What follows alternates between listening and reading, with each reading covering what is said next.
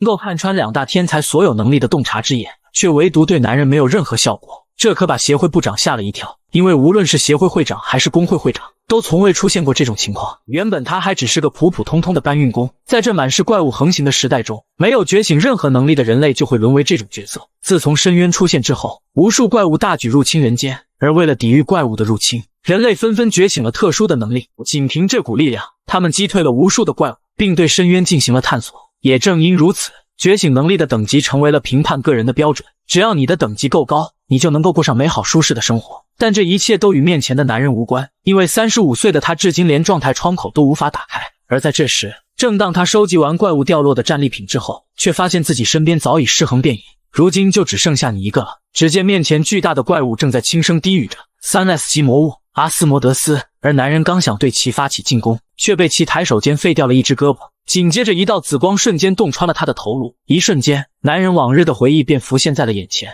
他的人生中充斥着各种不幸，父母因为车祸丧生，自己也因没能觉醒能力而饱受欺负，而他妥妥的就是一名失败者。可他并不甘心就这么窝囊的死去。就在鲜血滴落的那一瞬间，他满足了觉醒能力的条件。下一秒，一道大门缓缓出现在他面前，紧接着一个白色人影映入眼帘。与此同时，此刻的怪物就如同静止一般。正当男人一脸疑惑之际，这时的人影开始了解释，他叫做王，是男人打开的大门将他召唤到了这里，而从现在开始，他将赋予男人王的全能，因为他看中了男人拥有坚强的意志力和毅力，于是便选择了他。下一秒，一道白光亮起，还没等男人反应过来，只见他开口喃喃道：终有一天你会知道一切，我们一定会再次相见的。伴随着一道红光亮起，等他再次睁开双眼，迎接他的却是一记重重的耳光。正当他还没搞清楚怎么回事时，只见一旁的状态窗口引起了他的注意。现在难道是16年前吗？此刻的他不禁放声大笑起来。下一秒，只见他重重地朝着短发男挥出一拳，当场就将他击飞了数十米远。既然能够看到状态窗口，那么这就意味着如今的我也是觉醒者。与此同时，只见一旁的两人正挥舞着拳头向他攻去，而他仅用一拳一脚便将他们瞬间击飞。毕竟在这35年以来，他无时无刻不在锻炼着身体，并且掌握了深渊和各种魔物的信息以及战斗的技巧，所以面对这些没有接受过训练的家伙，他根本就是胜券在握。不到片刻，他便将两人收拾得服服帖帖。可就在这时，一旁的裴鹤珠正缓缓站起身来，紧接着使用了他的 C 级能力石化，能够将自身皮肤变成坚硬的石头。下一秒，只见其一拳朝着男人迎面袭去，男人勉强侧身躲过，可随后他便凌空跃起，紧接着重重地砸在地上，但却扑了个空。与此同时，男人一个瞬身来到他的身后，随后朝着他的脸部挥出重重一拳，可却被他的石化抵挡下来。就在男人愣神之际，鹤珠一记重拳当场将他击飞数十米远。此刻男人进入了濒死之际，你可真是太弱小了，如今你是想逃跑呢，还是说想要使用技能挣扎一番？对所有的觉醒者而言，拥有的技能和等级是至关重要的。F 级就与普通人差不多，如果是 S 级别就可以被称为怪物般的存在，因为他们的身体能力和技能将会呈指数上升，而他所拥有的不仅是从未见过的技能，甚至还是最低级的 F。 虽然面对拥有 C 级能力的鹤珠没有任何胜算，但他能够感觉得到自己绝对会赢。面对缓缓起身的男人，此刻的鹤珠表现得非常震惊，这家伙难道真的觉醒了吗？这就是捕食吗？他能感觉到魔力正在体内流动。下一秒，只见鹤珠挥舞着拳头猛然朝着他发起了进攻，而男人只是轻轻抬起右手，两股能量便相互碰撞在了一起。随后只见鹤珠身上的石头正在慢慢消散，伴随着男人猛然发力，一瞬间鹤珠身上的能力便被吞噬殆尽。这下应该结束了吧？紧接着前方响起提示，捕食已经完成，捕食结果自身等级提升到了1级，同时增加一项新的技能石化。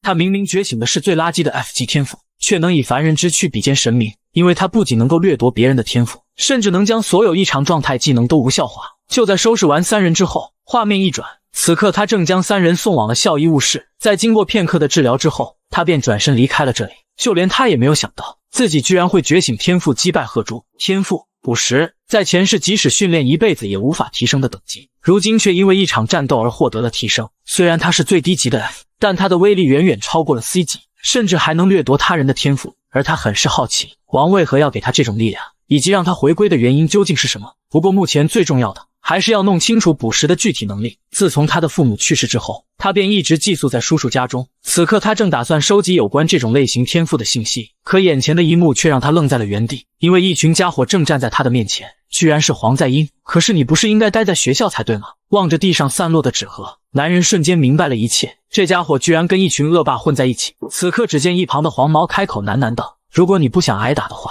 就当作无事发生。”下一秒，只见男人一记重拳朝他袭去。就在众人愣神之际，男人果断举起右手对其使用捕食技能，可却被提示无法使用。与此同时，黄毛一记直拳将他瞬间击飞，紧接着只见三人同时发动了能力，下一秒3股能量便朝着男人迎面扑来，当场将其命中。区区一个非觉醒者居然敢如此放肆！可就在这时，捕食技能成功发动，确认能力捆绑、毒素、出血。他以不可思议的能力抵御了进攻，居然还能将能力无效化吗？随后只见其一拳将他击倒在地。虽然他并不知道发生了什么，但可以确定的是，捕食的确很强。不到片刻，男人便将他们收拾得心服口服，而从中他也学到了2件事情。第一则是，只有觉醒者才拥有状态窗口。虽然他记录了觉醒者的详细信息，但并不是所有的都会展示出来。第二，捕食与其他技能不同，魔力并不是影响技能的唯一因素，而且捕食似乎还存在着被动效果，它能够将异常状态类型的能力无效化。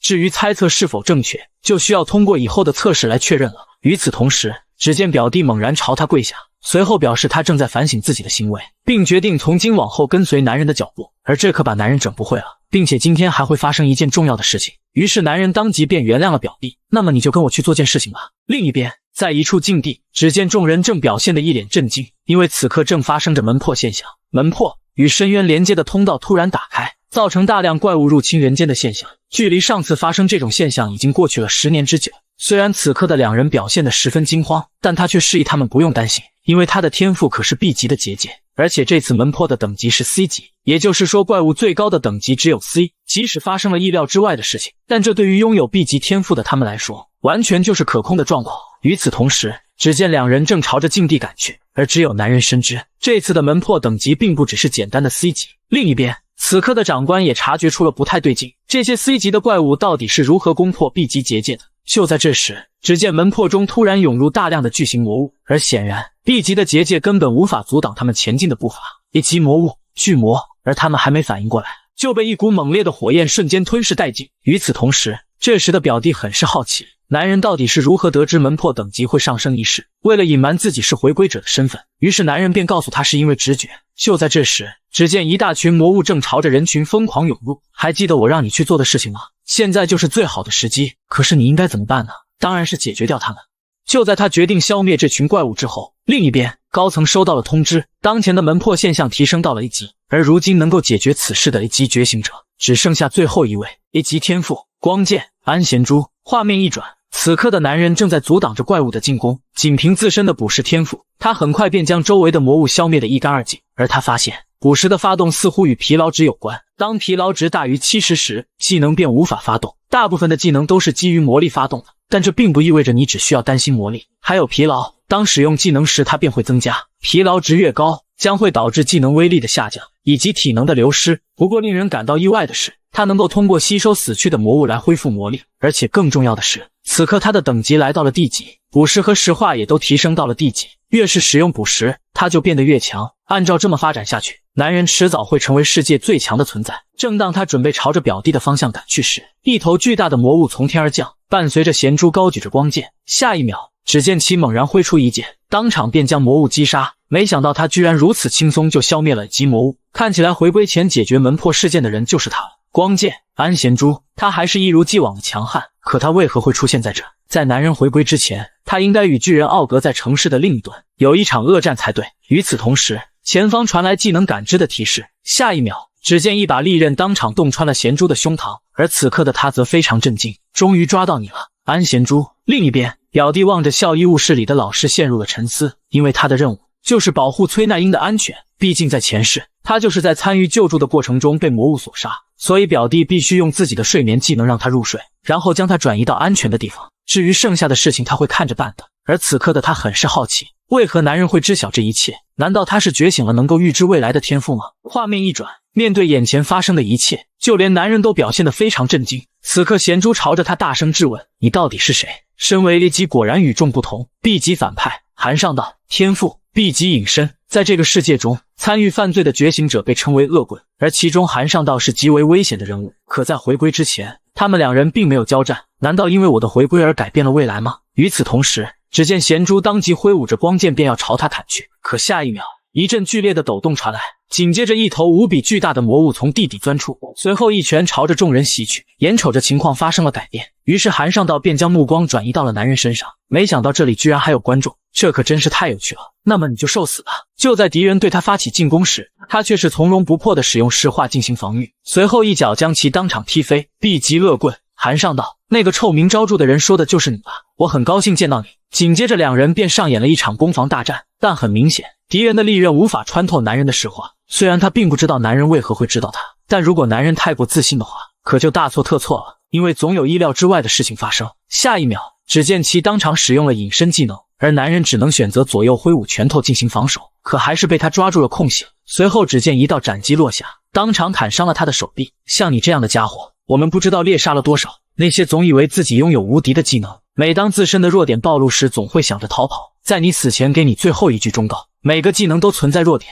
就在敌人一顿猛烈的输出之后，此刻男人身上的石头已经所剩无几，看起来石化并不能阻挡所有的进攻，在连续的进攻下，石化就会变得脆弱不堪。这家伙难道一早就看出来了吗？不过正如预料中的那样，男人的身体能力果然不是一般的 D 级，他甚至能跟 B 级进行肉搏。那么是时候该结束测试了。与此同时，只见敌人猛然对其发起了进攻。我之所以跟你应战是有原因的，因为我要掠夺你的技能。下一秒，只见其猛然发动隐身技能，随后便在男人四周进行徘徊，而男人只是轻轻举起左手。不是你说的吗？每个技能都有弱点。他在使用多次捕食之后就发现了这个问题。可意外的是，没有任何一只怪物能够逃过捕食。换句话说，无论你逃到哪里，你都无法躲避捕食。下一秒，只见敌人便被他当场吞噬。与此同时，此刻的安贤珠正躺在地上奄奄一息，面对巨人的进攻，他也毫无还手之力。就在这千钧一发之际，只见男人一个瞬身将其救下，这么快就躺下了，你可真是太舒服了。画面一转，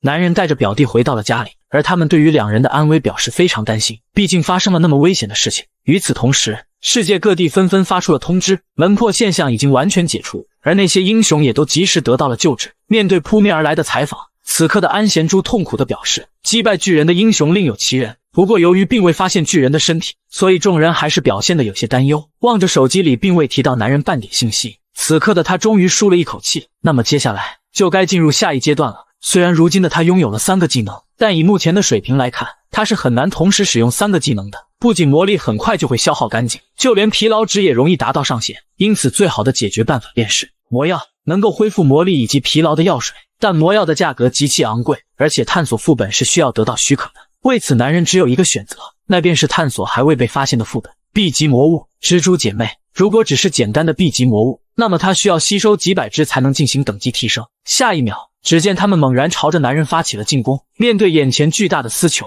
男人从容地使用捕食进行抵御，而接下来便进入了吸收魔物的时刻。伴随着男人的吸收，他再次获得了一项新的技能麻木。另一边，画面来到了玩家协会，玩家能够探索副本、清除副本，为了达到目的而被批准使用技能的觉醒者。目前 H 国存在5大势力，其中就拥有最强的4大公会，以战斗为主的战士，以炼金为主的工匠，以魔法为主的法师，以收集信息为主的夜行者，以及包括4大公会所有玩家都公认的机构 H 国玩家协会。而面前的分别是夜行者公会会长 S 级玩家于雅英，玩家协会会长 S 级玩家池珍熙。但目前最棘手的便是恶性公会。恶性公会成员都佩戴着3颗骷髅的戒指，他们到处烧杀抢掠，而最近他们盯上了玩家。可是你找我来这并不是为了这件事吧？当然，有件事情我想听听你的意见。我记得你当初是在19岁时就通过了玩家测试，那么你认为一个高中生能够击败那些魔物吗？与此同时，男人正在与炼金术公会进行着联系，因为他想要购买一些魔药。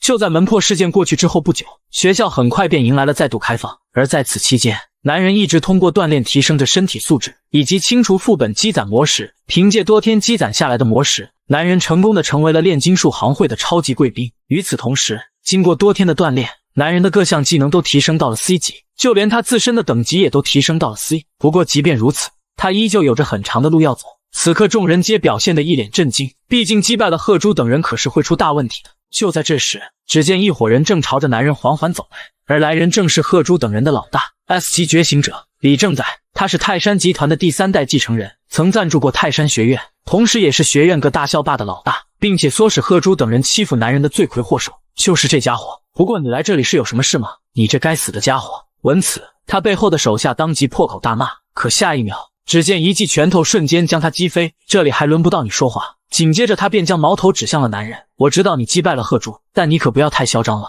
你应该清楚知道站在你面前的是谁吧？看起来这就是 S 级觉醒者的实力吗？果然与众不同。而此刻的男人很是好奇，他将如何应对捕食呢？就在这时，一道声音制止了他们，居然是林雅英，她可是学院公认的 S 级天才，她有着极高的学识和地位，在未来她将成为 SS 级别的玩家，但她有个不好的缺点，那便是性格非常的倔强，只要是她认定的事情就无法改变。面对林雅英的出手制止，此刻的她表现得有些许不满，眼瞅着两人即将在这教室里动手时，下一秒李正宰便识趣地离开了这里。可随后只见他猛然朝着李雅英发起了进攻，就在双方即将开战时，一旁的广播却传来了通知，玩家协会将在大厅举办一场特别讲座，请所有学生立刻前往大厅会合。居然是玩家协会吗？在片刻的思索过后，李正宰便决定先行前往大厅，这下你该安全了吧？金太贤，你还愣着干嘛呢？没听到要去大厅会合吗？闻此，李雅英当即呆愣在了原地。画面一转，此刻的众人正在议论纷纷，这次的讲座主题到底会是什么呢？与此同时，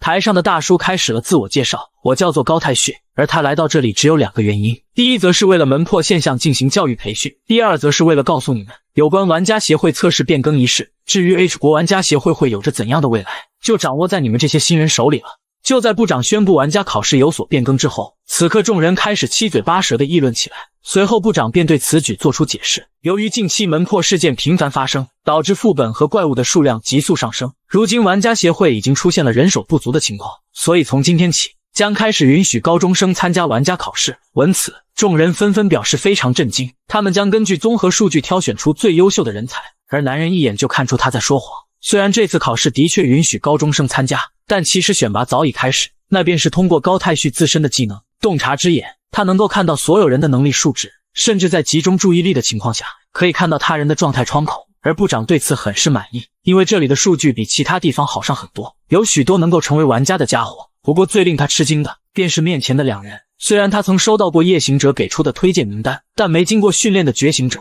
居然会拥有这么高的数值，这下可真是捡到宝了。就在这时，李正宰却提出了自己的观点，既然是有关于玩家考试的内容，那么这里有个人不适合站在这里，玩家考试只有觉醒者能够参与，也就是说像他这样的非觉醒者根本就没资格站在这里。力量并不代表着玩家的一切，觉醒的等级拥有应对各种突发状况的能力，以及有关深渊的庞大知识。为了成为一名合格的玩家，需要测试各项的能力，但这些考试都是基于觉醒者的前提，对于非觉醒者而言，这无异于在伤口上撒盐。而男人深知他所做的一切都只是想确认自己是否觉醒的能力。虽然李雅英想要制止他的行为，但一想到男人根本不领情，于是便打消了这个念头。面对咄咄逼人的李正宰，此刻男人表现得毫不在意，因为他早就想好了应对的办法，并非一定要让他亲眼看到才能得到参与考试的资格。而部长则表现得有些意外，没想到身为 S 级觉醒者居然会欺负一个弱者。可当他朝着男人使用洞察之眼时，他却感到非常震惊，因为他居然无法看穿男人的能力数值。就在这时，只见男人开口喃喃道，既然非觉醒者没必要参与的话，那我选择主动离开这里。而此刻的部长仍旧感到非常震惊，无论是协会会长还是工会会长刘雅英，在他们身上都从未出现过这种情况，可唯独发生在了这种小鬼身上。望着男人渐行渐远的背影，部长无论如何都无法看穿他的数值。伴随着男人轻蔑的一笑，只见数值得到了确认，然而却让他当场呆愣在了原地，因为他的数值居然高达5096。画面一转，此刻金太贤正在查找着有关王的线索，然而李正宰的小弟们却找到了他，并表示他最好乖乖跟来，如果我表示拒绝呢，你还有未开餐馆的阿姨吧。闻此，男人的眼神瞬间凌厉了不少，如果你不听话的话，可是会拖累别人的。下一秒，只听一声巨响传来，图书馆内瞬间化作一片狼藉。我再问你最后一遍，李正宰在哪？就在得知了李正宰的位置之后，此刻男人来到了一处室内，而一旁的光头保镖却表现得非常惊讶，因为他从一开始就在释放状态异常技能，但却对男人没有任何作用，并且这种程度的抵抗能力至少是 A 级以上的觉醒者。果然就如同李正宰猜测的那样，他已经觉醒了能力。而李正宰此番叫他前来，其实是为了拉拢他加入自己的阵营。他打算毕业之后自己创立一个工会，为此他需要大量优秀的人才，但不是像裴鹤秀那种三流货色，而是像你一样的家伙。随后他便朝着男人示意，忘掉以前那些不愉快的事情，成为他的忠实部下。那样的话，你和你的家人们都会过上美好的生活。可男人却对此嗤之以鼻，无论是财富还是名誉，这些都不是他想要的，而你将会为越线的行为付出惨痛的代价。眼瞅着男人非常的不配合，于是李正宰当即便爆发出一股凶猛的火焰。与此同时，一旁的保镖连忙筑起一道结界，这样的话，外头的人才不会注意到这里面的动静。随后双方展开了尤为猛烈的攻势，伴随着两者挥出全力一击，下一秒，强大的力量瞬间将两人分开。可男人还没反应过来，就被李正宰一记鞭腿击倒在地，一瞬间，一口鲜血猛地喷出。这下你终于知道自己的分量了吧？面对眼前的一切，此刻的光头保镖陷入了沉思。那个孩子应该是身体强化技能类型的级觉醒者，他拥有很强的战斗能力和精神力，一般的普通人都不会是他的对手。但很可惜，今天遇到了他，被称为才华结晶体的 S 级觉醒者李正宰。金泰贤无论如何也赢不了他。而就在这时，光头却察觉出了一丝异样，因为男人渐渐跟上了他的速度，甚至一拳径直击中了李正宰的面门，当场将他击飞数十米远。此刻就连光头都觉得难以置信，少爷居然被打得毫无还手之力。而这时的李正宰也发现了不太对劲，因为自己的身体根本无法动弹，这到底是怎么回事？难道他的技能并不是强化战斗能力吗？看起来终于发挥作用了。当初金泰贤通过卜筮获得了3种技能：石化、隐身以及麻木。不过一开始他并未使用所有的技能，毕竟 C 级的麻木无法穿透 S 级觉醒者的抗性，而且火焰攻击的范围很广，所以导致他无法使用隐身。最后卜筮作为压箱底的技能不能随便乱用，于是他选择了最为保险的办法，那便是通过近战增加李正宰身上的麻木毒素，通过持续的攻击让毒素渗入体内，就算是 S 级别的觉醒者也无法抵抗，最终便会造成无法抵抗麻木毒素的局面出现。望着男人缓缓走近的身影，此刻的光头感到无比震惊，这家伙简直就是天才，居然靠正面战斗超越了等级差异。不过这场战斗并未结束，只见李正宰开口喃喃道：“我承认你的确很强，但是我可不会被你这种家伙击败。”紧接着只见他掏出一块魔石，下一秒他便将其当场捏碎。随后只见一头火之巨人赫然出现在男人面前，接下来我要动。面对如此巨大的火之巨人，此刻男人也只能时刻进行着躲闪。就在巨人一击火拳袭来之时，只见男人纵身跃向空中，随后挥舞着拳头向其攻去，可巨人却当即吐出一颗巨大的火球。下一秒，两股强大的力量相互碰撞在了一起，然而火焰的威力还是略胜一筹，只见石化便被其瞬间击碎。紧接着一声巨响传来，男人便被当场震飞数十米远。与此同时，一旁的光头一眼就看出这是少爷的 S 级技能火焰的心脏，可按照他目前的水平，根本无法发挥出该技能的真正力量。而他忽然想起少爷刚刚使用的魔石魔力增幅石，此物是用怪物的心脏精炼而成的东西，拥有能够让魔力瞬间暴增的能力。虽然这种东西可以让他使用真正的 S 级技能，但由于魔力过于庞大，所以稍有不慎将会自取灭亡。然而李正宰对于光头的提醒毫不在意，甚至使用火之剑让其闭上嘴巴，毕竟区区一个保镖还没有资格命令他。就在这时，男人才刚刚站起身来，就惨遭火拳的重创。望着倒地不起的金泰贤，此刻的李正宰已然陷入了狂暴。见此情景，只见光头当即奔向男人，并示意他如果还活着就赶快离开这里。可没想到的是，回应他的竟是一击重拳。战斗还没结束，我怎么可能逃跑呢？随后只见他当即喝下了一堆恢复药水。果然不愧是我承认的 S 级觉醒者，既然如此，那我也要动真格了。另一边，部长高太旭向会长汇报了有关学校的情况，而他却表现得非常震惊。这些数值都是真的吗？当然，李正宰是1900，李雅英则是2300，他们都是 S 级别的觉醒者，没经过训练就已经是堪比 A 级玩家的级别，这种程度就相当于倔国的圣女级别。圣女代表倔国的主要玩家之一，首次检测觉醒数据就高达2500以上的怪物，而像金泰贤这种家伙，简直就是怪物中的怪物。难道会是他的错觉吗？无论如何，部长高太旭都需要亲自确认一下。与此同时，此刻的光头正一脸的难以置信，因为男人正不断吸收着李正宰身上的火焰，就连李正宰也不敢相信眼前所发生的一切，他居然输给了金泰贤这种家伙。而他非常不甘地表示，自己可是泰山集团的继承人，是 S 级觉醒者。面对李正宰的全力一击，只见男人却表现得毫不在意。你是什么身份，跟我有什么关系？我可是拥有王权之力的男人。就在男人使用王权之力后，只见无数红色能量便将李正宰瞬间吞噬，伴随着一声巨响传来，此刻体育场内顿时化作一片狼藉，而李正宰也无力地瘫倒在了地上。不过男人很是意外， A 级玩家血熏道，没想到在男人使用捕食技能时，他居然能把李正宰强行拖拽出来。不过好在男人获得了他的技能。就在这时，光头表示李正宰可是泰山集团的继承人，如果再这么继续下去可是会出大问题的。但男人却表现得非常淡定，难道你觉得我像是那种怕惹事的家伙吗？不过他也没有打算要杀掉李正宰，可是总得拿什么东西来交换他的性命吧。既然是泰山集团的继承人的话，那么他的生命至少价值10亿吧。与此同时，体育馆内发出的巨响引起了众人的注意，而李雅英一眼就看出这股魔力和火焰都是李正宰的能力，难道他是在和金泰贤战斗吗？随后只见他急匆匆地朝着体育馆内跑去，此刻的他非常后悔，当初他就应该阻止李正宰的行为，拜托了金泰贤，你一定要平安无事。画面一转，此刻的李雅英正一脸的难以置信，你来的刚刚好，我正好需要个人将他搬到医务室。正当他想要知道这到底是怎么回事时，男人却表示他可能是从楼梯上摔下来了吧，并交代他不要让任何人知道他曾出现在这里。随后他便转身离开了这里。另一边，此刻的男人终于松了一口气，不过好在事情全都得到了解决。可是这又是个什么东西呢？魅力值获得5点，新增技能君主的心脏 C 级。不过魅力不是一人专属的能力值吗？为什么捕食完李正宰之后会出现这个，并且还不是火焰心脏？君主的心脏能够提高团队成员的能力值，李正宰还有这样的技能吗？不过这也太棒了吧！要知道这种技能可是非常稀有的存在，能够影响整个队伍的技能等级，而且它允许和所有技能组合使用。真没想到会遇到这么好的事情。就在这时，只见几辆轿车瞬间停在了男人面前，而来者便是玩家协会部长高太旭。虽然他有很多问题想要询问男人，但他目前最好奇的便是你刚刚到底在体育馆内做了什么。另一边，光头保镖将所有事情汇报给了泰山集团的社长，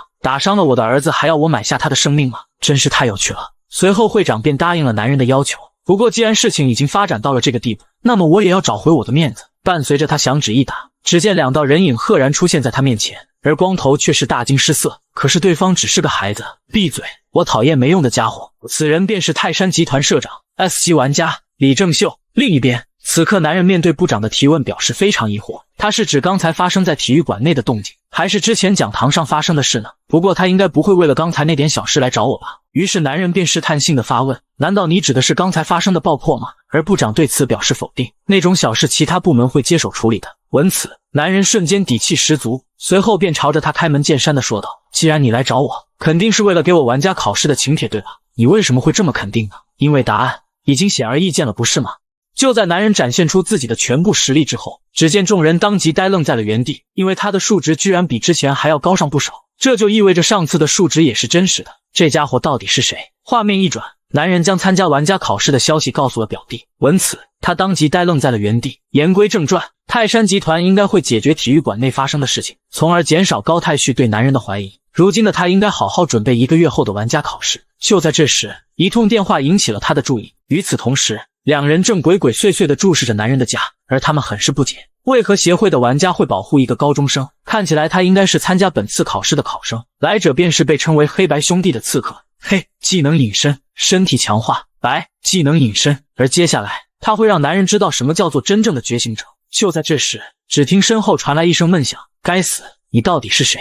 然而回应他的却是一记袭击，我就是你们口中的高中生。而在几个小时之前，光头听到男人提出的条件之后很是震惊，毕竟10亿可不是他能随便决定的小事。当然，男人深知这一点，他只是希望光头能够尽量办成此事。而为了防止光头出现叛变，于是他要求光头带上这个东西——觉醒者的盟约。通过觉醒者的魔力做出的签约方式，违反时将会永远受到惩罚。除开刚刚的10亿，光头还需要尽力处理体育馆发生的事情。如果对方想要报复他的话，必须提前告知。而男人也是通过光头的汇报，才得知了刺客的到来。就在这时，面对敌人如此猛烈的进攻，只见男人游刃有余地进行着躲闪。下一秒，男人瞅准时机，奋力挥出一拳，却被其轻松闪躲。紧接着，只见他重重地朝着男人砸去，然而却扑了个空。就在他愣神之际，只见男人早已顺身来到他的头顶。看来你们除了隐身之外，就没有任何能力了。另一边，夜行者正与协会会长讨论着有关玩家考试一事，而他听到了一件有趣的事情。据说高太旭部长扔下了所有的 S 级觉醒者，亲自去联系了一个孩子。难道你就不好奇吗？他到底有多强，才会让部长亲自出马？与此同时，两人已经被男人收拾得服服帖帖，而他却望着手中的红光陷入了沉思。由于身体过载无法使用捕食，片刻之后，男人通知了部长过来进行收尾。不过你知道到底是谁袭击了你吗？但他却表现得毫不知情，毕竟就算说出来了，他们也无法解决此事。难道参与者的名单遭到了泄露吗？看起来要通知其他人加强保护措施了。而男人最担心的还是无法使用捕食的问题。看起来还是需要提高一下自身的能力值吗？可提高能力值的办法，要么通过捕食魔物进行觉醒等级提升，要么通过捕食觉醒者来提高觉醒等级，但那都需要用到捕食技能。该死，难道只剩下一个办法了吗？就在男人想到提升能力值的办法后，此刻他转身便来到了国内最棒的健身房内。不过这可不是什么人都能随便进来的。面对女人的质疑，金泰贤当即便掏出了身上唯一的黑卡，而他一眼就认出这是4大公会之一炼金术师的 SVIP 卡。为什么这种家伙会拥有这种东西？而且如果贸然将他们放进去的话，说不定会出什么大问题。就在这时，一道声音喊住了他们，来者便是健身房中的 B 级健身教练，人称新手梦魇的最强钢铁。此刻他正疯狂展示着自己的肌肉，然而男人却对其毫不在意，这可引起了他的不满。难道你比我强吗？如果你不相信的话，不妨跟我打个赌吧，输的人承包健身房1年的会费。闻此，他当即便答应了下来。画面一转，两人带上了虚拟设备，这是虚拟训练项目虚拟波特，它是深渊的仿制品。参与者需要背负最重行李的同时，在最短的时间内击败 B 级魔物，并抵达最终目的地。这通常是健身房内最受欢迎的比赛方式。与此同时，最强钢铁率先开始了行动。面对眼前巨大的魔物，仅只是挥出一拳，便将魔物当场击杀，而且他背负的重量超乎了男人的想象。按照这么发展下去，健身房1年的会费简直就是唾手可得。可就在这时，一道亮光引起了他的注意。下一秒，只见一道人影闪过，男人便瞬间扭转了局势。面对眼前扑面而来的魔物，他依旧表现得非常从容。伴随着他使出全力一击，只见所有的魔物瞬间变化为了乌有。这下可把最强钢铁都看得目瞪口呆。片刻之后，最强钢铁终于抵达了目的地。此刻只见男人开口喃喃道：“这是一场不错的比赛，不过希望你能够遵守承诺。”画面一转，时间很快便来到了玩家考试当天，而国内所有不同年龄层次的人才都来到了这里。其中备受瞩目的觉醒者便是近战中近乎无敌的存在以及铁拳洪正旭，拥有出色战斗能力的人才，以及德鲁伊李吉山，被称为釜山无人能敌的雷神 S 级申润福，以及此次考生中觉醒数据最高的圣女级星星 S 级李雅英等等，还有许多人才参加着这场考试。就在这时，一名新人正抱怨着采访不太顺利。SY 经济新人记者金记者，如果错过这次的采访，那么他将会失去这份来之不易的工作。正当他对此不知该如何是好时，只见男人缓缓出现在了他的视野。该死，人这么多，让参加者怎么进去的？真是麻烦透了。就在完成了采访之后，此刻金泰贤这才急匆匆赶到了考场，而考场内人山人海，显得格外热闹。就在这时，只见李雅英一脸吃惊的表情，因为她没有想到居然会在这里遇到金泰贤，并且似乎有了某些变化。而男人则对此表示，他不过是稍微锻炼了一下罢了。虽然李雅英听说男人觉醒了能力，但仅1个月，他的变化居然会如此之大。正当他想要询问上次体育馆内到底发生了什么事，只听一阵广播响起：承担未来的年轻人们，欢迎你们的到来，这里将从觉醒者中挑选出适合成为玩家的家伙。第一场考试的规则便是收集，每个人胸前都拥有一个号码牌，失去号码的家伙将会立即落选，而拥有5个号码牌的人将会脱颖而出。时间限制为1小时。下一秒，只见场内一阵抖动传来，整个比赛场上都发生了翻天覆地的变化。考试允许使用所有手段，但不能伤及性命。那么现在考试正式开始，而众人早已决定好了第一个目标，那便是 S 级觉醒者李雅英。但显然他们低估了他的实力，仅一击，众人便被瞬间击倒在地。就连屏幕前的监考官们都对此啧啧称奇，真不愧是圣女级星星，果然实力非同一般。不过其他考生都比去年要好上不少，而其中最令人期待的便是釜山的 S 级觉醒者申润福。因为考试已经过去了20分钟，可却依旧没有任何人能够靠近他。就在众人讨论着李雅英和他究竟谁更胜一筹时，此刻部长正注视着金泰贤的动向，毕竟他展现出了那么惊人的数据，如果是他的话，一定能够摆平这个考试。拿出你的全部实力吧，金泰贤。然而他却被眼前的一幕吓了一跳，因为金泰贤正和1级觉醒者洪正旭打得有来有往。难道是我看走眼了吗？金泰贤居然会被1级觉醒者压制，并且一次都没有躲开他的进攻。但很快他便理解了男人的做法。与此同时，两人正打得有来有往，在承受住洪正旭一次又一次的进攻之后，此刻他忍不住朝着男人发问：实话本就比钢铁要低的，你还一直故意挨打，你到底有何用意？就在这时，只见男人瞬间爆发出一股魔力，看起来挨打还是有用的。在历经1个月的训练之后，捕食的限制还是没有解除，这就意味着能力值仍然不够。提高能力值的办法就是尽可能的让肉体接近极限，竭尽全力的战斗就是最好的训练办法。所以对他来说，他的训练从未结束。伴随着他挥出全力一击，只见洪正旭应声倒在了地上。至此，金泰贤终于拿到了第2张号码，而屏幕前的高太旭正放声大笑起来。他果然不是一个正常的家伙，在如此大规模的战斗中使用这种训练方法，他可真令人吃惊啊！不过现在才是重点，如果说他是为了能力值而战，那么刚才的战斗已经消耗了太多的体力，为了保留体力，他应该会专门寻找弱者。然而下一秒，部长却表现得极为震惊。与此同时，众人纷纷都对眼前的一幕表示担忧，因为区区 C 级觉醒者居然也想挑战 S 级吗？此刻男人已经站到了申润福的对面，而这时的他已经拥有了147个号码。望着拥有众多号码的申润福，男人做出了一个大胆的决定，接下来只需要打败你就行了。就在男人决定好目标之后，此刻双方各自展开了尤为猛烈的攻势。面对扑面而来的雷电之力，只见男人十分敏捷地将其躲闪开来，伴随着雷神抬手一指，又是一波雷电朝着男人攻去，但都被他轻松闪开。与此同时，只见男人当即使用石化踢向雷神，但却未对他造成任何伤害。不过他还是给了男人些许称赞，毕竟能够近他身的家伙已经不多了。伴随着一声巨响传来，只见男人瞬间便被甩飞了出去，就连他也没有想到，被称为雷神的申润福居然会这么难缠。周身强大的雷电之力不仅能够阻挡所有的进攻，并且其强大的力量能够让他同时实现近战和远战。而此刻的男人正在思考着，在不能使用捕食的情况下，究竟应该如何突破他的防御。就在这时，只见申润福主动朝着男人发起了进攻，而男人侧身将其躲闪，可没想到却被其一脚拦住了去路。紧接着便是申润福的连续打击，无奈他只能选择后撤进行回避。可就在这时，伴随着他双手一挥，只见无数雷电之力顿时倾泻在男人身上，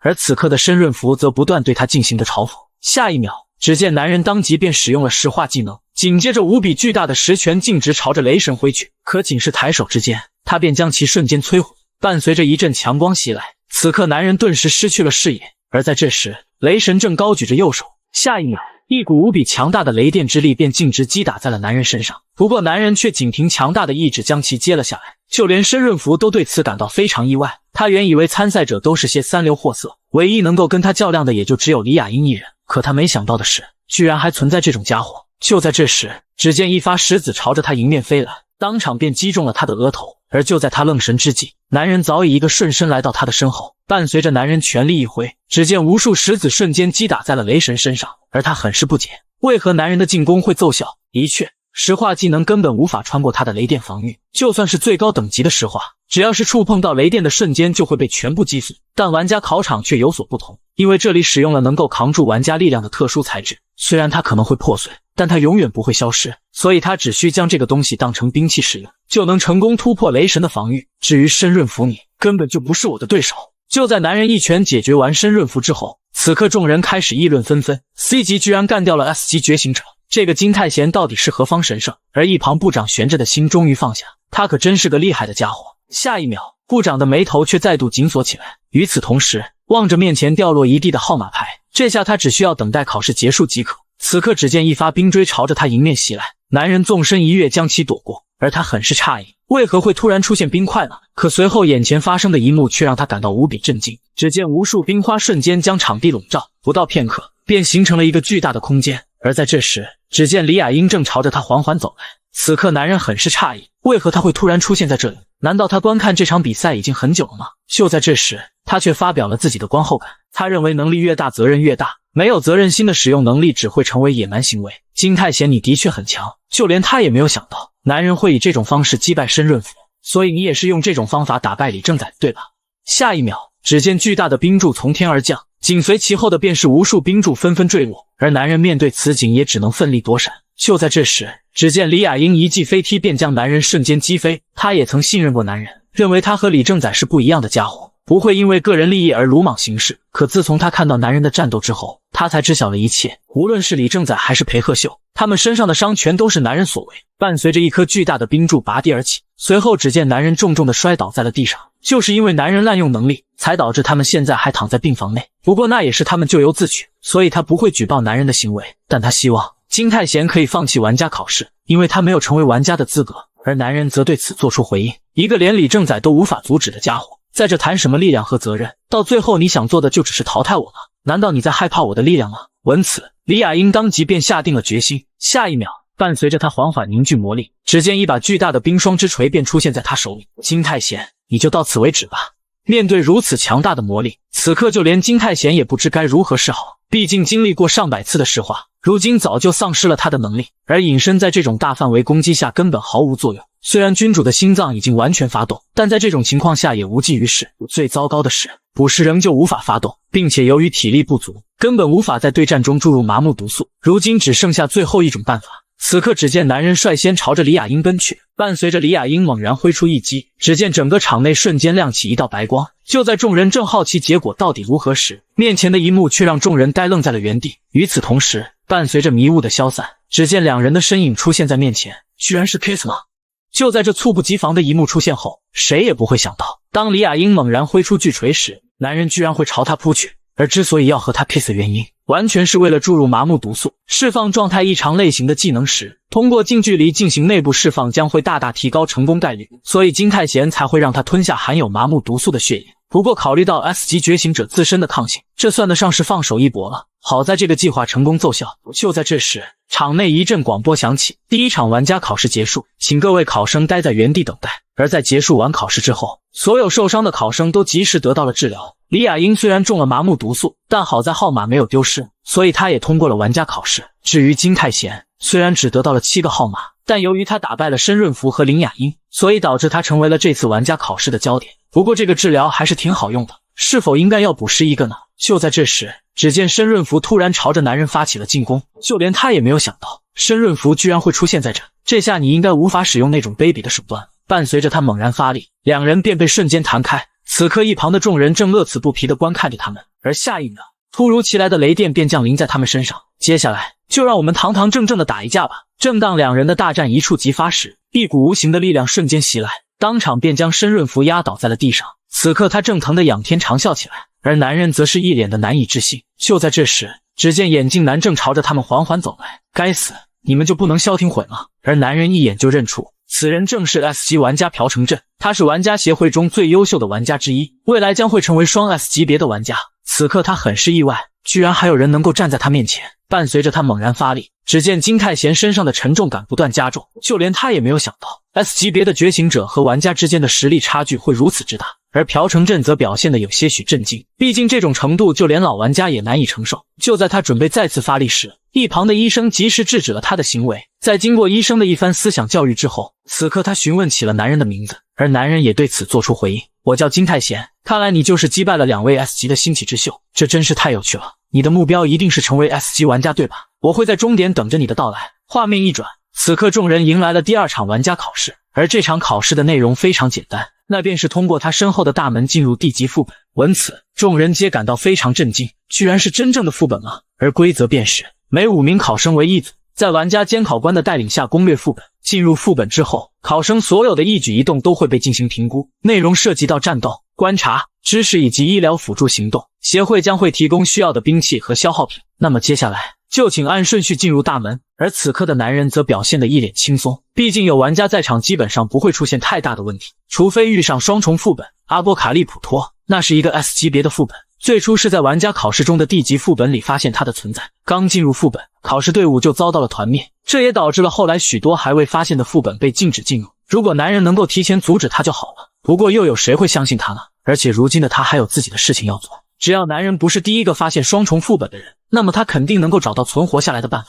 就在男人进入副本之后，望着站在面前的5人，此刻男人沉默了许久，因为这次考试的监考官是 A 级玩家马涛学，同时也是第一个发现双重副本的家伙。画面一转，进入副本的众人干劲十足，不到片刻便将面前的怪物消灭得一干二净，就连监考官都给予了他们很高的评价。虽然是第一次参加实战，但大家的表现都非常不错，得到玩家资格也只是时间问题。而此刻的男人则有些难以置信，为何他偏偏会进入到这支小队当中？绝对不会出错。马涛学所佩戴的戒指，正是当初第一个发现双重副本之人的物品。贤者之戒，等级独一无二，各项属性值提升10倍，而双重副本的等级是 S。如今不能使用捕食技能的男人，碰上他绝对只有死路一条。为此他必须想个办法阻止他们发现双重副本，而机会很快便降临在他身边。就在众人纠结着选择哪条道路时，只见男人率先朝着右边道路跑去，这可把监考官吓了一跳，毕竟擅自行动可是很危险的。但为了不让他们发现双重副本，所以男人也只能出此下策。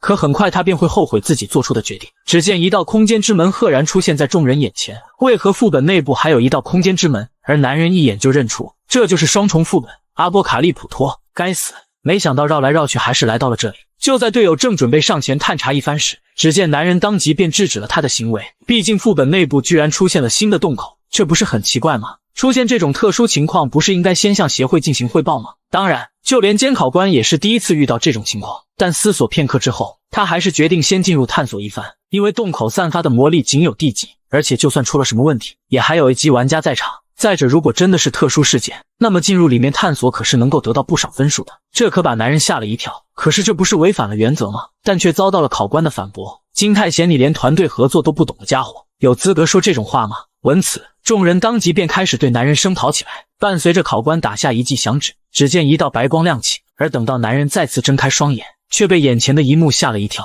因为这里看起来并不像是地级副本。望着面前矗立着的巨大雕像，此刻众人纷纷开始讨论起来。就在这时，男人却是示意他们闭上嘴巴，因为他们已经来了。随后只见两道人影缓缓出现在他们眼前，而当看清楚他们的真实面目之后，此刻众人纷纷陷入了恐慌之中，因为这居然是一级魔物死亡骑士。随后考官当即朝着众人示意，马上进入作战准备。下一秒，只见魔物猛然朝着他们发起了进攻，而众人则是侧身将其躲闪开来。紧接着考官开始分配各自的任务，由他使用魔法牵制住敌人，众人则瞅准时机对其造成伤害，而持有盾牌的家伙则需要站到前方抵御魔物的进攻。在经过众人片刻的努力过后，他们终于消灭了一级魔物。就连他们也没有想到自己居然能够战胜一级魔物。正当他们沉浸在胜利的喜悦当中时，而男人却发现了不太对劲。片刻之后，众人再次清理完了一波魔物，此刻他们早已累得气喘吁吁，可魔物的数量并未减少，因为每消灭一波魔物，下一次他们就会成倍的出现。按照这么发展下去，众人迟早都会死在这里。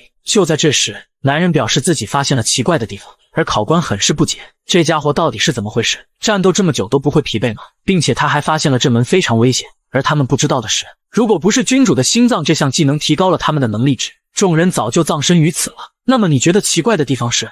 虽然只是他的推测，但这应该不是死亡骑士。闻此，众人对此表示无法接受，而他接下来要做的就是亲自去确认一下。随后他便挥舞着巨剑朝着魔物奔去。面对敌人的围攻，只见他纵身跃向空中，紧接着举起手中的巨剑，奋力朝着雕像扔去。伴随着一声巨响传来，只见雕像应声碎裂开来。与此同时，周围的死亡骑士瞬间消失，随后整个场景都发生了翻天覆地的变化。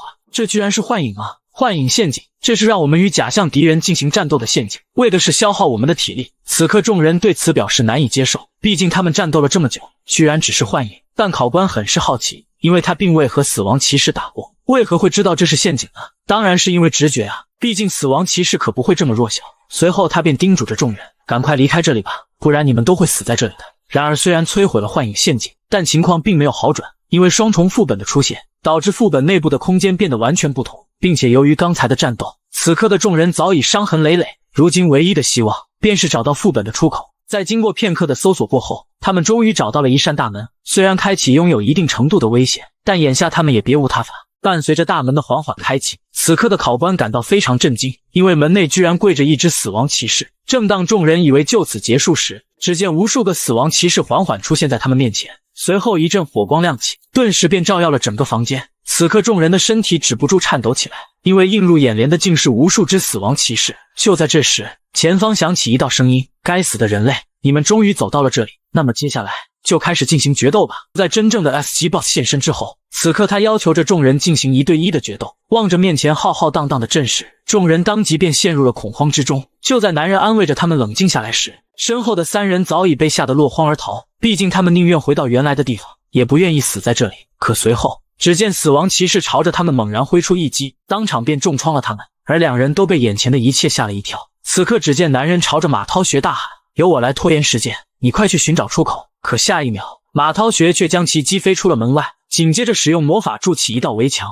而男人对此非常不解，他到底为何要这么做的原因。此刻只见他开口喃喃道：他从始至终都想成为一名 S 级别的玩家，可无论他怎么努力提升自己的实力，得到的却是离自己的目标越来越远。本以为只要解决完了双重副本，他的梦想就会实现，但看起来是他想的太简单了。面对死亡骑士的进攻，只见他抬手间使出一记 X 斩将其击杀。此刻的他不得不承认，金太贤拥有成为 S 级玩家的潜力，所以他希望金太贤能够带着受伤的队友们离开这里。至于阻止这些魔物，是身为一个监考官该做的事情。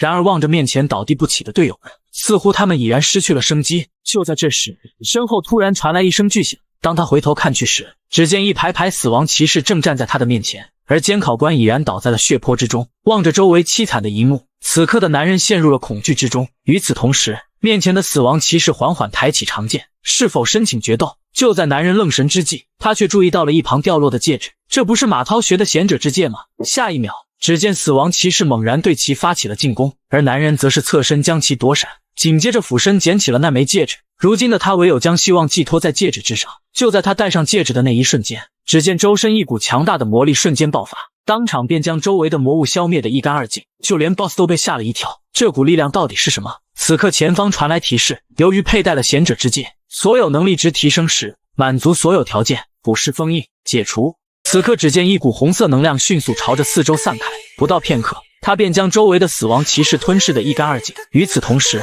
面对敌人的蜂拥而上，男人当即使用捕食进行抵挡，仅仅一击就将敌人瞬间击退。但光靠捕食也不行，毕竟吞噬掉他们需要10秒的时间，而在那期间，他必须使用自身所有的技能，利用一切进行战斗，只有这样，他才能够存活下来。可就在这时，一只紫色长矛径直降落在他面前，这可把男人吓了一跳。随后他更是被眼前的一切所震惊，只见 BOSS 缓缓凝聚魔力，下一秒，无数只长矛竟悬浮在他上空，紧接着纷纷朝着他直击而下。为了躲避 BOSS 的进攻，于是男人只能选择朝着前方跑去。随后他便瞅准时机，拼尽全力朝着 BOSS 使用捕食技能。然而面对如此强大的能力， BOSS 却仅是抬手间便将其当场消除。此刻的他承认，金泰贤的确很强，但仅仅只有这种程度而已。伴随着 BOSS 挥出全力一击，此刻的男人已然倒在了血泊之中，而他很是好奇，到底是谁给予了男人这种力量。随后只见他当即使用骑士王的咆哮攻击着男人，但却被男人身上不知名的力量成功抵抗住了一部分的进攻。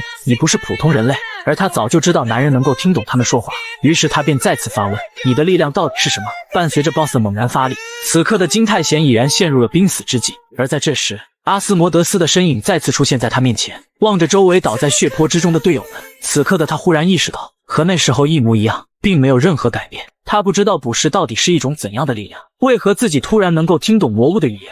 他明明得到了力量和机会，却什么都没能改变。为什么王会给予我这种力量？就在这时，一道熟悉的声音从他耳边响起，随后一道身影缓缓出现在他面前。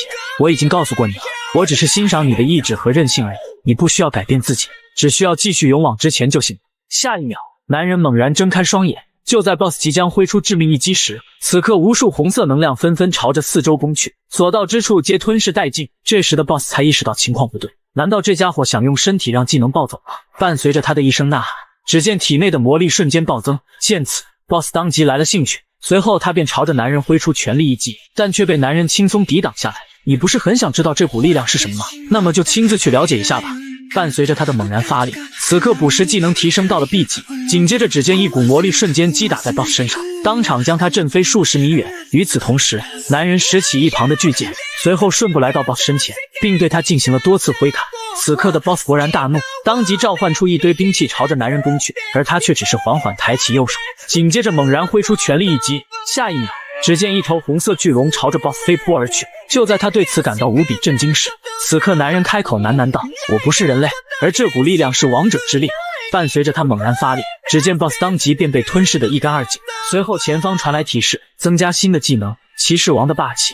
此刻外面的众人正神色凝重地望着洞口，因为经过重新测定，副本被判定为了等级 S。 该死，为何D级副本会突然变成 S 级？这样下去大家都会死在这里的，毕竟仅凭他一人根本无法将其攻略。就在这时，副本洞口突然传出阵阵紫光，正当众人以为怪物即将来袭时，下一秒，一道身影缓缓出现在众人眼前。金泰贤终于回到了这里。画面一转，在金泰贤的努力之下，所有的考生全都安全撤离了副本，考试结果由离开副本前的成绩来决定，而那些死者则全部得到了妥善安置。至于是谁攻略了双重副本，高层们则决定不对外公布，毕竟如果将事实公之于众的话，将会给金泰贤带来巨大的麻烦。当然，面前的两人深知这件事情的重要性。此刻协会会长朝着两人发问，那么你们认为他的实力如何？能够独自攻略双重副本的家伙，既然他能够独自完成 S 级别的副本，那么他至少是 S 级别的玩家。不过考虑到他目前的等级和 S 级相差甚远，所以他的潜力不可估量。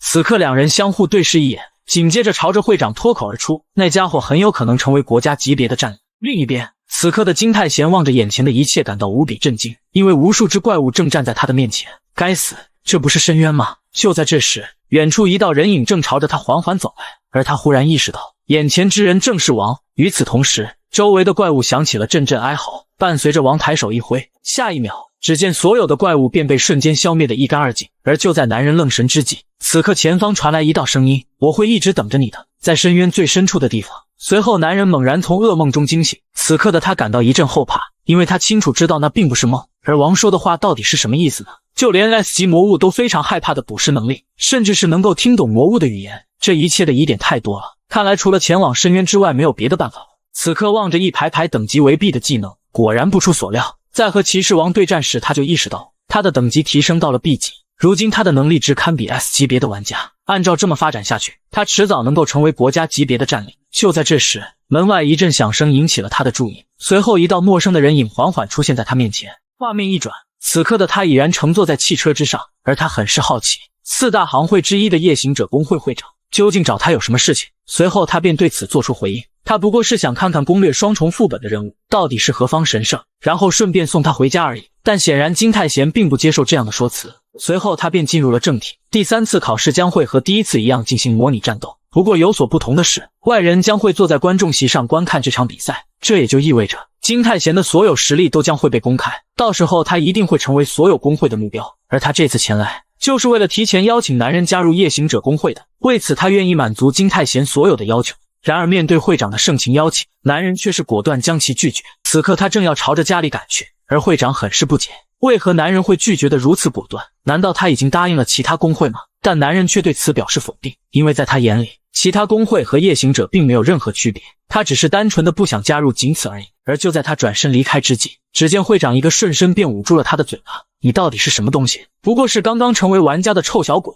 居然敢拒绝4大工会。但他还是原谅了男人的行为，因为他十分看好他。此刻只见男人开口喃喃道：“你还是这么喜欢乱来啊，真不愧是林雅英的姐姐。”闻此，会长当即感到极为震惊。你为何会知道这件事情？我知道的可多了，关于你那被抢走的名字。下一秒，只见一道绿光直冲云霄，会长当即爆发出一股强大的魔力，就连一旁男子都不禁皱起了眉头。这下糟糕透了。刘雅英会长的本名原是林雅英，当初身为玉龙集团代表的私生女，本该作为未来继承人来对待，但当父亲的大老婆生下小女儿之后，她的名字便被夺走了。最后刘雅英选择了改变姓氏，成为了一名玩家。不过这件事情只有极少数人才知道。此刻面对会长如此强大的霸气，只见男人果断使用能力进行抵抗，并且发动了骑士王的霸气进行反击。而会长很是震惊，这股力量到底是什么？不但抵挡住了他的进攻，并且还对他进行了反击。随后只见男人缓缓朝着会长走去，下一秒便将其壁咚在了墙上。我劝你最好不要越界，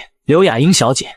闻此，会长当即小脸一红。画面一转，只见众人正缓缓朝着竞技场内赶去，而这里便是玩家第3轮考试的主场。与之前未公开的考试有所不同的是，观众们可以自由观看这场考试，当然主考官们也会在后台进行观看。还有伪装过的刘雅英也来到了现场。此刻一旁的叔叔正为男人表示担心，毕竟他听说玩家考试非常的危险，但表弟却示意他们不用担心，因为太贤哥一拳就能放倒他们。而一旁的经纪者正感到坐立不安，由于上次采访了 C 级觉醒者，所以导致上司非常的不满。如今的他即将面临失业的难题，那个叫金泰贤的孩子应该已经落选了吧。就在这时，一旁的人们注意到了考场的气氛有些不对，那些身经百战的玩家们，甚至是身为1级新星的玩家李吉山，他们都在盯着同一个人。难道他们想要联手将其击败吗？那家伙的实力到底有多强？与此同时，前方一道广播响起，所有观众们注意保护好自己，请集中注意力进行观看，第3轮玩家考试正式开始。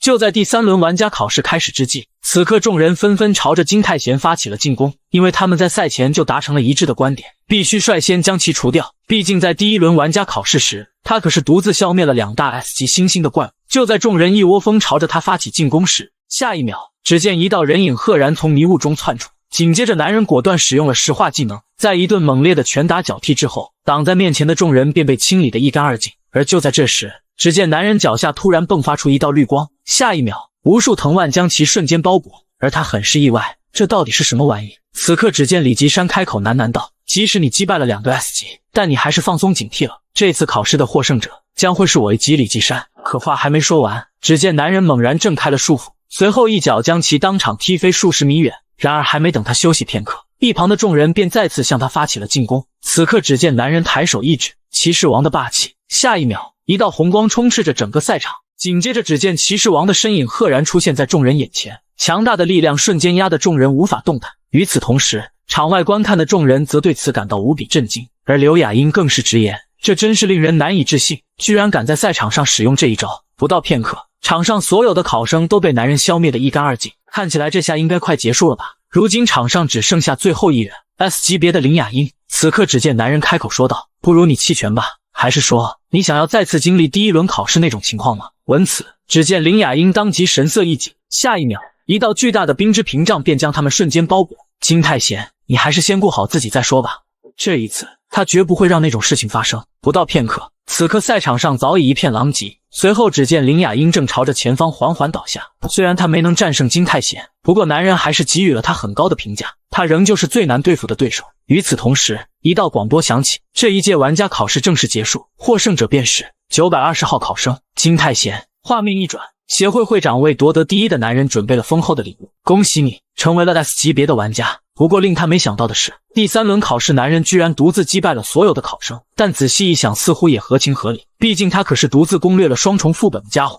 此刻只见会长开口朝他询问，泰贤，你想不想加入新 H 国玩家协会，为协会贡献出自己的一份力量？闻此，男人当即呆愣在了原地，随后望着奖杯陷入了沉思。很多东西都发生了改变，曾经身为非觉醒者的他打败了 S 级，不仅成为了第1名，就连4大行会的老大新 H 国最厉害的池振熙都向他抛出了橄榄枝。在经过一番思索之后，最终男人还是拒绝了他。此刻协会会长对此感到无比震惊，随后男人给出了理由，与其为工会和协会效力，他认为自己单独行动的话效率会更高。闻此，会长当即哈哈大笑起来，就连他也没有想到男人会说出这种话，一个人居然比整个协会更好吗？随后只见会长话锋一转，既然如此，就不跟你聊加入协会的事了，接下来这件事你应该会很感兴趣，亚洲友谊联赛，你有参加的想法吗？就在会长向男人发出邀请之后，此刻他正在攻略着一处副本，不到片刻，这个副本中的魔物便被他消灭得一干二净。而在这时，他忽然想起了会长提到过的友谊联赛。友谊联赛，各国协会或工会选出5名代表，互相竞争狩猎恶魔和魔物的比赛。不过参加这种比赛并没那么容易，因为想要成为国家代表，就必须拥有足够多的贡献值，而贡献值只能通过击杀强大的魔物来获取。虽然会长提议让男人成为国家代表，但他深知，对于刚成为玩家的他而言，想要追上那些已经积累好几年贡献值的家伙，就必须解决掉更加强大的魔物才行。可经过1个月的劳碌奔波，男人解决掉了在这1个月内出现的所有副本，但自身却没有得到任何成长，更别提贡献值了。眼下的他已经别无他法了，于是他只能决定前往那个危险的地方。另一边，泰山集团的会长正朝着光头大发雷霆，因为他的儿子如今还躺在病床上，可伤害他的家伙居然成为了 S 级别的玩家。伴随着他的猛然发力，只见光头当即便被重重地砸在了地上。就在这时，一旁的侍女表示恶心工会有客人来访。闻此，会长当即勃然大怒，毕竟之前他就是找的这家工会解决金泰贤的。就在这时，一股强大的气息瞬间袭来，此刻一道人影缓缓出现在他面前。会长，请冷静点，你的目标不就是那个臭小鬼吗？而会长很是震惊，你到底是谁？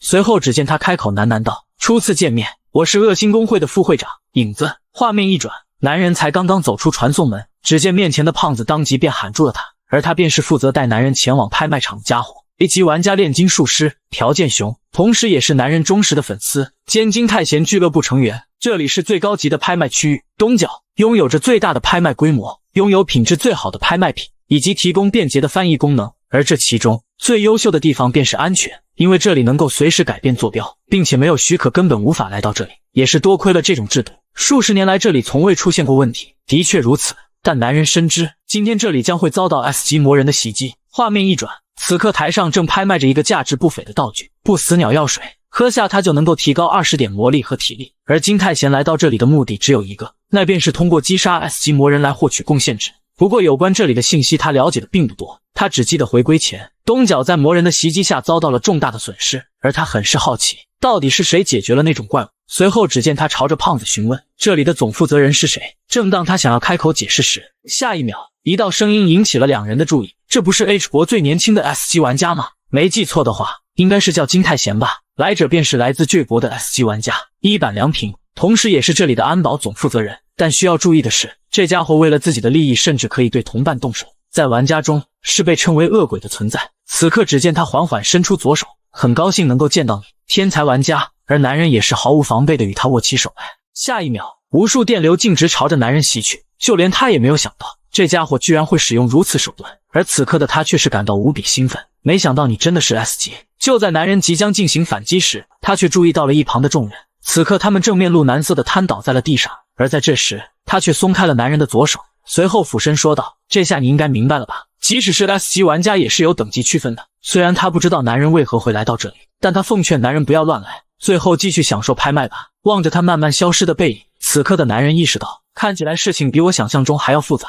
就在男人等待事件发生期间，另一边，一群家伙正朝着管理室缓缓靠近，而为了保证管理室的安全，于是光头带领着众人对其发起了进攻。可仅仅一个照面，众人便全都葬身在了老头手上。此人便是来历不明的 S 级魔人纳兰德拉尼鲁。与此同时，一旁的手下正朝着他汇报情况。拍卖场上出现了变数，因为新 H 国中的 S 级玩家金泰贤出现在了这里，我们接下来应该怎么办？此刻只见他开口喃喃道：那种臭小鬼怎么了？只要我还在这里，就没有任何人能够躲过神的启示。下一秒，一声巨响传来，当场便炸毁了拍卖现场。紧接着无数巨响传来，两栋建筑纷纷遭到了严重的摧毁。此刻就连男人都表现得极为震惊，虽然他知道这里会遭到袭击，但没想到居然是好几个地方嘛。那些家伙到底是怎么进入拍卖场的？不过眼下最重要的还是需要先对付那些魔人。就在魔人正示意众人不要轻举妄动时，下一秒只见一道人影闪过，面前所有的魔人便被瞬间击杀。此刻男人朝着朴剑雄示意，快去联系协会对这里进行增援，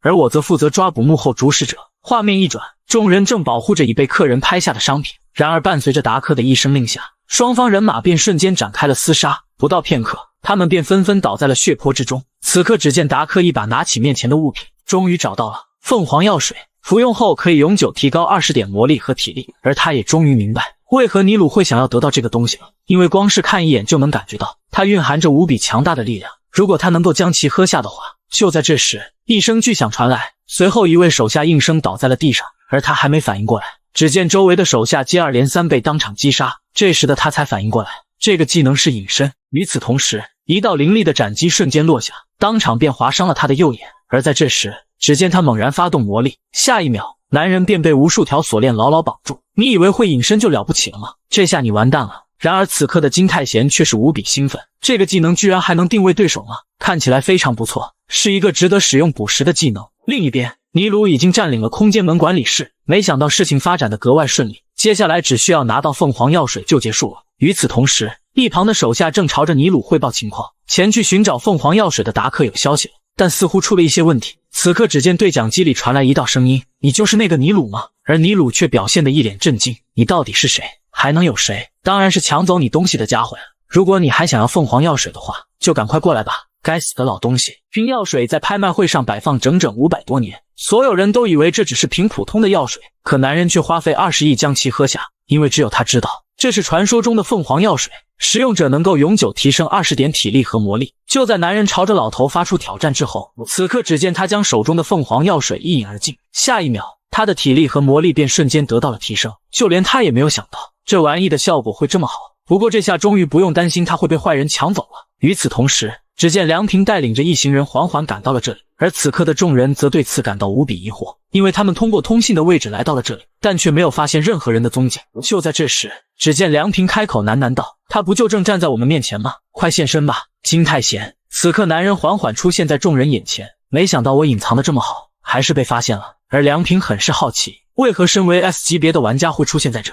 但男人并未对此做出解释，反倒是你，身为护卫总负责人，为何会在这个时间出现在这？他则解释自己正在寻找一件东西。闻此，男人当即知晓了事情的来龙去脉，难怪他会觉得不太对劲。这里拥有这么多优秀的玩家，却没人能够发现敌人已经入侵了，而且进入这里是需要许可的。看起来你就是那个组织的内应吧？下一秒，只见他猛然朝着男人发起了进攻，但却被其台剑抵挡下来。快把那个东西拿出来，这就要看你的本事了。与此同时，双方展开了极为猛烈的战斗，无数斩击纷纷在众人周围划过。而此刻的男人则感到非常吃力，即使使用了隐身技能，他也能够通过声音和杀气来判断男人的位置。就在男人愣神之际，只见一道斩击朝他重重劈下，就连他也没有想到，同样是隐身技能，可两人之间却存在着巨大的差异。不过他还不值得男人使用捕食技能。伴随着金泰贤猛然发力，下一秒，只见众人便被一股无形之力压倒在了地上，可男人却迟迟未见梁平的踪迹。就在这时，一道声音从他上方传来：“你的判断非常正确，隐身在大范围技能面前毫无作用。不过你要是想找我的话，就应该往头顶使用这个技能才对。”下一秒，一道凌厉的斩击便朝着男人袭去，其威力之大，当场便贯穿了整个通道。而在这时，梁平却露出了一副难以置信的神情，因为金泰贤使用锁链挡住了他的进攻。此刻男人这才娓娓道来，刚才的霸气并不是为了找到他的踪迹，而是为了限制他活动的范围。下一秒，无数锁链便将梁平牢牢捆住，随后只见男人猛然挥出一拳，这下该结束了吧。同样是身为 S 级别的玩家，可两人之间的实力却有着巨大的差异，因为他可以通过献祭人类的数量和质量来召唤出某种等级的怪物。就在金泰贤解决掉梁平之后，此刻他们一行人都被男人用锁链牢牢捆住，而他很是好奇，身为 S 级别的玩家居然会做出这种事情。随后只见男人一脚将其踹飞数十米远，别浪费时间了，快说出尼鲁的所有信息。如今各国的协会都派出了增援部队，只要他们抵达这里，你们就全完了。然而梁平却露出了一脸坏笑，你果然什么都不懂。另一边，此刻两人正在商讨着作战计划，然而炼金术行会的会长却一脸焦急地出现在他们面前，而他很是不解，为何还不派出增援部队前往东角。此刻只见协会会长开口向他解释，当出现状况时，他第一时间就派出了增援部队，队伍是以朴城镇为首组成的精英部队。可问题是，目前他们根本无法前往那里，因为东门的管理室被占领之后，所有的传送门都遭到了封禁。不过不用担心，毕竟现场还有2位 S 级别的玩家，只要他们能够坚持到我们打开传送门就行了。而在这时，刘雅英缓缓出现在了众人眼前，画面一转，此刻梁平对男人开始了解释，你知道与恶魔签约这个技能吗？那是尼鲁最糟糕的技能，通过献祭的数量和质量，它可以召唤某种等级的怪物。你说的献祭该不会是……没错，就是你想的那样。人类，此刻就连会长等人都感到无比震惊。如今有数百人遭到了尼鲁的挟持，如果他把这些人全部献祭的话，那么后果将不堪设想，因为那将会是一场毁灭性的灾难。此刻只见梁平开始对男人嘲讽起来，你很幸运战胜了我，不过你永远无法击败尼鲁。现在你有2个选择，要么眼睁睁看着这些人被献祭，要么冲进一场毫无胜算的战斗当中。闻此，男人当即陷入了沉思。另一边，尼鲁的手下开始进行了汇报，看起来梁平已经输了，不过金泰贤和凤凰药水的下落仍旧未知。那么我们下一步该做什么呢？此刻尼鲁猜测，也许他正在等待着协会的帮助。随后只见其抬手一挥，下一秒，无数人类便被当场踢起。既然他不主动现身，那么我就有的是办法把他引出来。正当他想要将人类击杀时，此刻场内陷入了一片漆黑，而等他回过神来，才发现手中的祭品早已不知所踪。与此同时，只见男人顺身来到他的身后，随后向他挥出了全力一击。而他不知道的是，这些魔物只在尼鲁的控制下行动，并且伴随着魔力的影响，他们会变得比普通魔物还要强大。就在金泰贤发起进攻之后，此刻只见尼鲁侧身将其躲闪开来。与此同时，无数怪物从他头顶赫然窜出，随后纷纷朝着男人发起了进攻。就连他也没有想到，尼鲁居然会在头顶上藏有怪物。此刻待在一旁的众人朝着男人发起了求助，但他却选择将其无视。下一秒，无数怪物纷纷从他头顶降落，当场便将场内砸出了一个巨坑。然而伴随着一阵手起刀落，男人很快就将他们消灭得一干二净。随后他便使出了骑士王的霸气，试图用这种技能镇住在场的怪物，可他却小瞧了这些怪物的能力。只见他们没受任何影响的朝着男人扑去。此刻男人对此表现得极为震惊，而一旁的尼鲁则冷声说道，恶魔签约召唤出来的怪物可是与众不同的，因为他们不仅能够听从他的指挥，并且受到魔力的影响，他们会变得比普通怪物还要强大。即使你战胜了梁平，你也不该违背神的旨意。而在怪物们的进攻之下，金泰贤很快就落入了下风。与此同时，一旁的众人感到非常害怕，难道那家伙连怪物都赢不了吗？但只有眼尖的大叔发现，多亏了男人出手相助，所以才没有任何怪物注意到他们，并且他以一己之力挑战着众多魔物。仔细一想，刚才他所做出的举动，也是为了将他们转移到安全的位置。而大叔断定，金泰贤一开始的目的就是解救他们。闻此，众人纷纷朝着男人高喊加油。下一秒，男人使用锁链将众多怪物牢牢捆住，随后朝着众人示意，快把嘴闭上。光是源源不断的怪物就已经让他身心俱疲，更别提还有这些烦人的人质。此刻的他意识到不能再这么下去了，于是他便朝着朴剑雄示意，快点行动。与此同时，只见一道身影缓缓出现在众人眼前，现在马上开始。而在前不久，金泰贤刚刚解决完梁平，随后便将全部事情告知了朴剑雄。不过眼下最麻烦的是，如今的控制室内充斥着大量的怪物，如果只是对付尼鲁的话，他倒是没有太大的问题，但这会让那些人质卷入其中，所以他不能对此坐视不管。因此男人需要他的帮助，不过他却表示，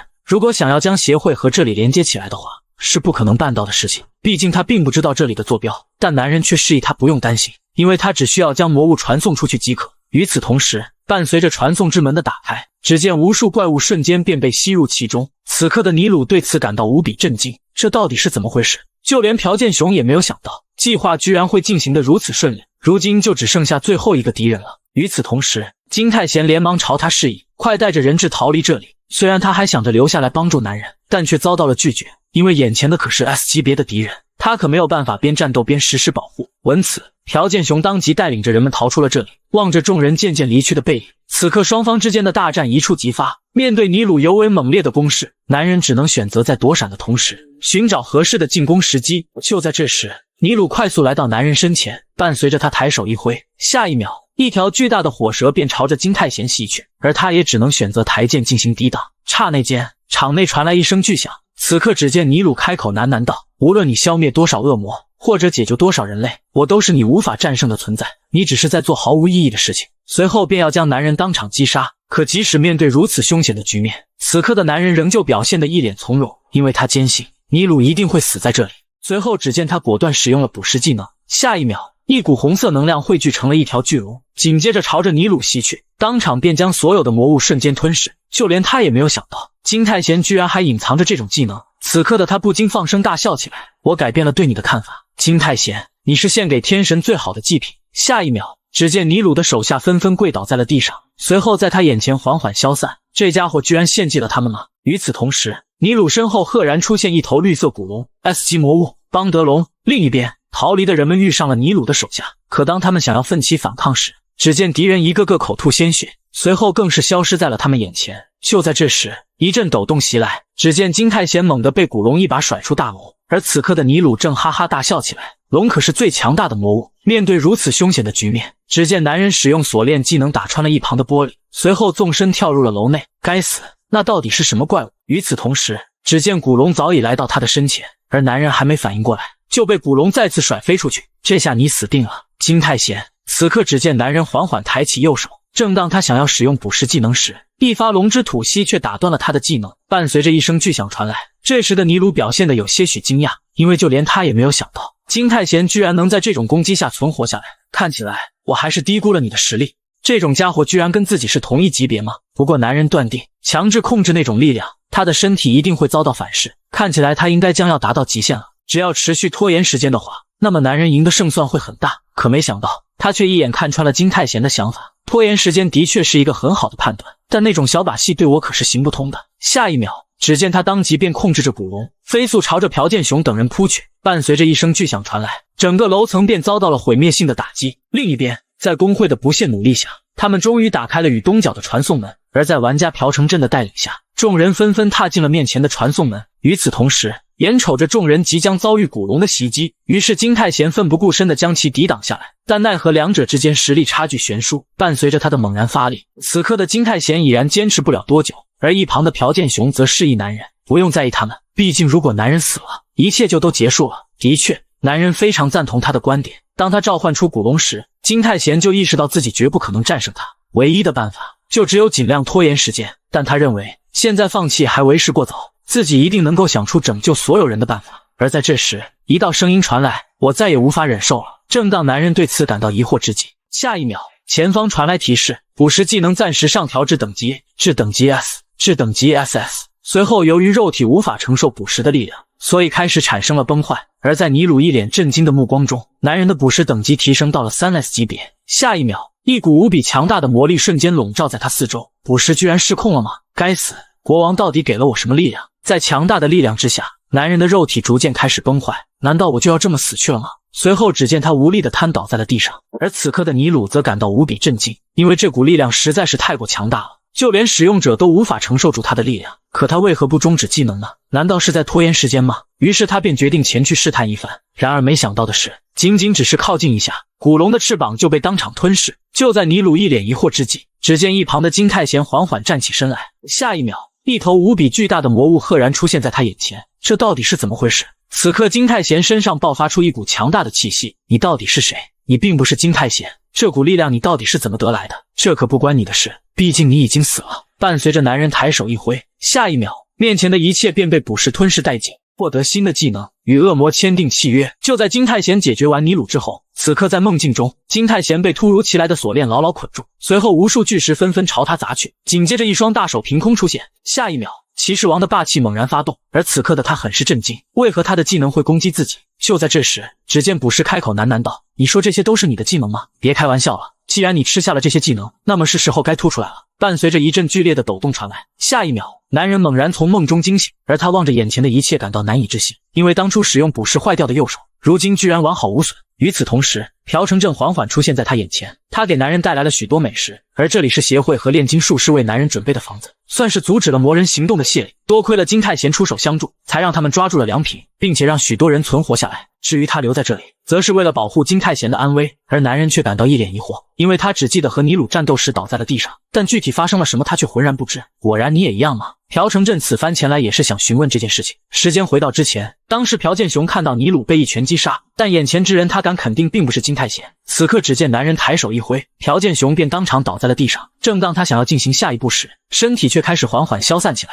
看起来已经到达极限了吗？那就没办法了，还是先回去再说吧。下一秒，男人忽然瘫倒在了地上。等到朴成正匆匆赶到时，周围已是一副破败不堪的情形，而没有人知道这里到底发生了什么。虽然后来他们询问了那些生还者，但无一例外，他们只记得是金太贤击败了尼鲁，可具体情况却怎么都想不起来，就好像他们受到了某种干扰似的。也许是魔人搞的鬼也说不定，你就好好养伤吧，如果有其他进展，我会告诉你的。而男人深知这绝对不是魔人所为，因为尼鲁应该被捕食了才对。此刻他望着技能露出了一脸疑惑，怎么是打开深渊之门？我记得这明明是召唤魔物的技能才对，而且还需要200点魔力，如今的他也只有180点魔力。就在这时，朴成正示意他有客人来了。下一秒，只见林雅英缓缓出现在他眼前，我是来探望你的，不过与其说是探望，倒不如说他是来下挑战书的。别以为你拯救了许多人类，还有击败了2个 S 级玩家就洋洋得意骄傲自满，我很快就会追上你的。一时间，就连金太贤也不知道他来这里到底是为了什么。起初他的确是来探望男人的，但看起来他目前并没有任何问题，并且他身上那股强大的魔力是怎么回事？比上次在玩家考试时还要强大不少。就在这时，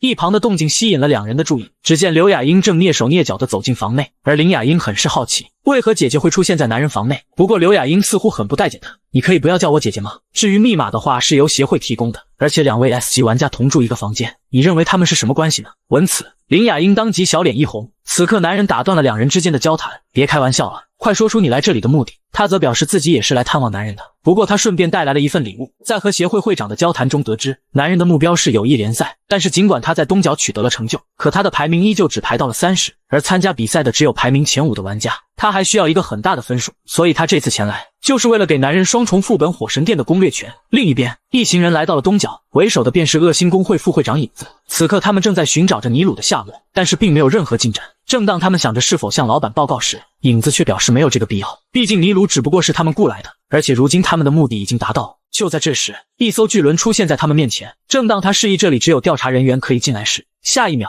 他们便出现在了海里，巨轮也瞬间沉没在冰冷的海水之中，而这便是影子的能力。与此同时，他对金太贤越来越有兴趣了。画面一转，只见众人正感到无比兴奋，因为东角的英雄 S 级玩家金太贤来到了这里。不过即使他获得了攻略权，但是物品的分配和团队将由工会决定，而男人对此没有任何异议，因为那可是火神殿啊。火神殿因入口发现有火焰而命名，它是国内出现的第2个双重副本。在男人回归前，这个副本由夜行者工会所攻略，但他们也造成了不少的伤亡。考虑到分数和经济问题，这里男人肯定是要进来的，但因为捕食损坏了右手，导致男人的力量和体力下降了不少，所以他想要独自攻略是比较困难的。不过要是和 S 级的刘雅英一起攻略的话，那就没有任何问题了。画面一转，只见300多人的队伍浩浩荡荡的来到副本门口，可进行攻略的却只有2人，这可把男人吓了一跳。为什么只有我们2个呢？因为这可是我和你的约会啊！就在2人进入双重副本之后，此刻刘雅英表现得有些许震惊，因为这里的氛围的确不同于普通副本。难道双重副本都是这样的吗？而金太贤则对此表示，至少他之前所经历的天启副本就是如此。正当他思考着应该如何下去时，下一秒一只触手瞬间将他拉进了洞里。此刻只见男人迅速做出了反应，可随后他却当场呆愣在了原地，因为刘雅英已经解决完了眼前的魔物，就连男人都表现得无比震惊，居然仅用一击就击败了魔物。与此同时，刘雅英当即便朝着洞里的魔物发起了进攻。此刻只见一道人影闪过，下一秒无数一级魔物竟被瞬间击杀。看起来上次他所展示的并不是他的真正实力，难怪只需要2个人来攻略这里。也许我应该更加努力一些才行了。不到片刻，2人很快便消灭完了所有的魔物，并来到了地底。虽然魔物的数量和质量都很高，但这些完全不是刘雅英的对手。而男人很是好奇，回归前的刘雅英等人到底遇到了什么，才会导致他们团队几乎遭到了毁灭。就在这时，只见刘雅英递给男人一枚戒指，这是名为战士之戒的装备，它能够提高使用者的力量以及耐力，这样就能很大程度上弥补金泰贤因右手受伤而损失的战力。而他表示，如果男人愿意加入工会的话，他可以得到更多的道具。不过金泰贤却并未当场表态。随后只见他朝着刘雅英示意，接下来我们都需要小心谨慎一点，因为他们已经抵达了 BOSS 所在的位置。而刘雅英则对此感到无比震惊，难道这颗蛋就是 BOSS 吗？当然，他敢肯定，这颗鸡蛋就是他们要找的 BOSS。正当他想着好好调查一番时，此刻刘雅英早已纵身跃下，随后朝着巨蛋打出了全力一击。就连男人也没有想到，这家伙居然会如此鲁莽。等到一阵迷雾散去之后，只见巨蛋早已被刘雅英当场摧毁。正当他表示双重副本的 BOSS 居然如此不堪一击时，下一秒一道蓝光浮现，随后前方传来一道声音：区区人类居然也能抵达神殿，看起来有趣的人出现了。紧接着一个巨大的身影出现在2人眼前，双重副本 BOSS S 级魔物不死鸟，居然是不死鸟吗？此刻的2人对此感到无比震惊。不死鸟，一个被人们误认为是永生的魔物，具有强大的再生能力以及抗魔力，就连男人也没有想到，这次副本的 BOSS 居然会是蓝色火焰的不死鸟。此刻只见不死鸟猛然朝着2人发起了进攻，而男人意识到这股力量拥有操控思想的效果。正当他朝着刘雅英发出提示时，下一秒只见刘雅英猛然对其发起了进攻。S 级刘雅英现已被不死鸟支配，可尘封在地底无人问津的鸟蛋，竟就是传说中的 S 级魔物不死鸟。其强大的再生能力更是让男人感到无比震惊，这简直就是被判定为 S 加级别的突变个体。